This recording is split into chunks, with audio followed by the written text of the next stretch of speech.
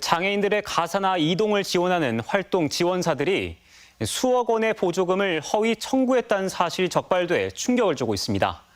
의심 사례까지 포함하면 10년 동안 부당 청구된 보조금이 무려 13억 원에 달해 경찰이 19명을 수사선상에 올렸습니다. 장애인 활동 지원 바우처 결제 방식에 허점이 있다 보니 이 같은 일이 비일비재하다는 지적입니다. 허현호 기자입니다. 지체장애인 등을 대상으로 자립생활을 지원하는 전주의 한 센터.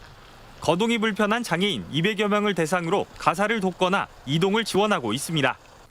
그런데 일부 활동 지원사들이 실제 일을 하지도 않고 보조금을 허위로 청구했다는 사실이 최근 적발됐습니다. 그분들은 다 일 안 하고 있습니다. 바로 그때 인터뷰하면서 답변 쓴 상태라서 센터 차원에서 모를 수도 있죠. 그거를 이용자 집에 모니터링을 나갔을 때도 그 활동 지원사가 그곳에 계셨기 때문에. 활동 지원사가 장애인이 갖고 있는 카드를 단말기에 찍으면 시간이 계산되는 방식인데 대부분 장애인의 카드를 가지고 다니며 수시로 결제하는 수법입니다. 보조금은 시간당 15,000원 수준.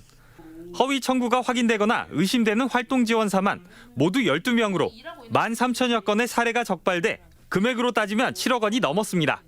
장애인 당사자들은 혹시 나의 지원이 끊기진 않을까라는 우려 때문에 말을 하지 못하는 상황들이 있고 정말 실질적으로 사업이 필요한 장애인분들이 많이 계시잖아요. 근데 이들까지 사업이 끊기진 않을까 우려가 드는.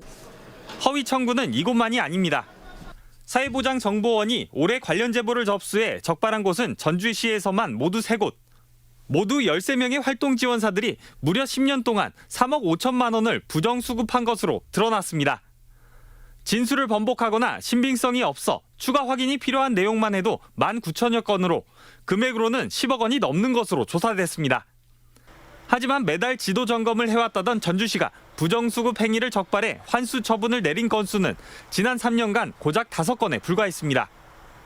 물론 열심히 하고 있어요. 저희가 적발이 그러니까 그것처럼 쉽지가 않아요. 이런 거는 누가 제보하지 않는 이상은 이제 드러나기가 좀 쉽지는 않죠. 사실상.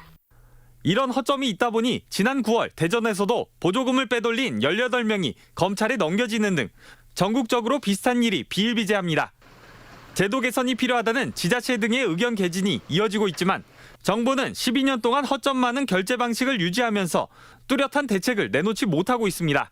일단 저희가 이 부분을 인지를 하고 있는 상황이고 당장 개발을 한다고 하더라도 이게 예산이 확보가 되고 방향 결정이 되어야 되잖아요. 어느 정도 소요될지는 아직까지는 고민 중이라고. 경찰은 19명의 활동 지원사에 대한 전주시의 수사 의뢰를 접수해 보조금 관리법 위반 혐의로 수사에 착수한 가운데 범죄를 미연에 방지할 보완책 마련이 시급하다는 지적이 이어지고 있습니다. MBC 뉴스 허현호입니다.